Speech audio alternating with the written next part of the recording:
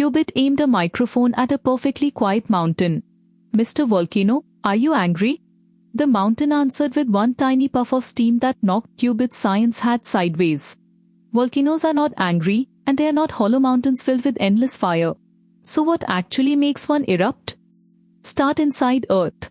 The thin outer crust rests above the much thicker mantle, with the core deeper still. The mantle is extremely hot, but most of it is solid rock because enormous pressure keeps its minerals packed together. It can flow very slowly across immense time without being a giant underground ocean of liquid lava. Magma forms when some rock melts. That can happen when hot rock rises and pressure drops, when water enters hot mantle rock and lowers its melting temperature, or when extra heat reaches surrounding rock. The process is called partial melting because only certain minerals may melt first while other rock remains solid. Fresh magma is commonly less dense than the solid rock around it, so buoyancy helps it move upward. It squeezes through fractures and weak zones, sometimes in narrow sheets called dikes. Qubit imagined a magma elevator, but the real trip is messier. Rock cracks, melts, bends, and redirects the rising material. Magma may pause in reservoirs within the crust. New magma can enter, crystals can grow, and surrounding rock can heat or change. The reservoir is not always one enormous empty balloon. It may be a complicated region containing melt, crystals, gas bubbles, and partly solid rock connected by cracks. Now meet the eruption's bubbly troublemakers. Magma contains dissolved gases, especially water vapor, carbon dioxide, and sulfur dioxide. Deep underground, high pressure keeps much of that gas dissolved. As magma rises and pressure falls, gas comes out of solution and forms expanding bubbles, rather like opening a fizzy drink, only far hotter and more powerful. How easily those bubbles escape depends partly on viscosity, which means resistance to flow. Hotter magma is generally runnier. Magma rich in silica can be much stickier because its chemical structure forms linked networks. Qubit tested honey and water in safe laboratory tubes. The honey trapped bubbles longer, while bubbles escape from water quickly. Runny, low-viscosity magma often lets gas escape more easily. It can pour from vents or fissures as lava, making glowing rivers and broad layers. Such eruptions may be spectacular but relatively gentle compared with major explosions.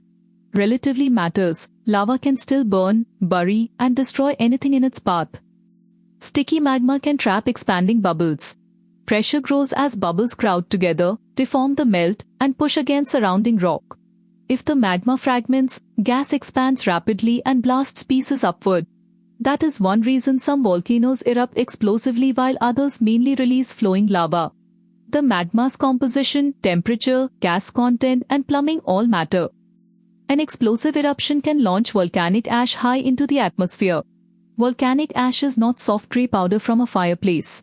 It is made of tiny sharp fragments of rock, minerals, and volcanic glass. Ash can irritate lungs and eyes, damage engines, weigh down roofs when wet, and travel far with the wind. Some eruptions produce pyroclastic density currents, racing mixtures of hot gas, ash, and rock fragments that hug the ground. They can move extremely fast and are among the most dangerous volcanic hazards. Qubit's emergency plan was excellent. Observe only through instruments, stay far outside official exclusion zones, and never try to outrun one. Volcanoes come in different shapes. Broad shield volcanoes grow from many fluid lava flows. Steep stratovolcanoes build alternating layers of lava and fragmented material and can produce explosive eruptions. Smaller cinder cones form when loose volcanic fragments pile around a vent. Shape gives clues, but no simple cartoon shape predicts every eruption. Why do volcanoes appear in particular places? At spreading centers, plates pull apart and rising mantle melts as pressure decreases. At subduction zones, one plate sinks beneath another and releases water that helps generate magma. Hotspots can feed volcanoes away from many plate boundaries. Earth has several routes for delivering magma upward. Scientists watch volcanoes with seismometers, satellite radar, global navigation satellite system receivers, gas instruments, thermal cameras, and careful field observations. Small earthquakes may reveal moving magma. The ground can swell or tilt. Gas chemistry and heat may change. No single signal tells the whole story, so researchers combine many lines of evidence. Forecasting an eruption is not like reading a train timetable. Scientists estimate changing probabilities and possible scenarios. Some unrest fades without an eruption, some volcanoes awaken quickly. Clear monitoring, hazard maps, and communication help communities make decisions even when nature does not provide a perfect countdown clock. Volcanoes can also create. Lava builds new land and islands. Weathered volcanic material can contribute to fertile soils. Underground heat can support geothermal energy. Volcanic processes concentrate certain useful minerals, and volcanic landscapes become remarkable habitats. The same restless planet that creates hazards also reshapes and renews its surface. Safety comes before curiosity. People near a restless volcano should follow local authorities and scientific observatories, learn evacuation routes, respect closed areas, and prepare for ash.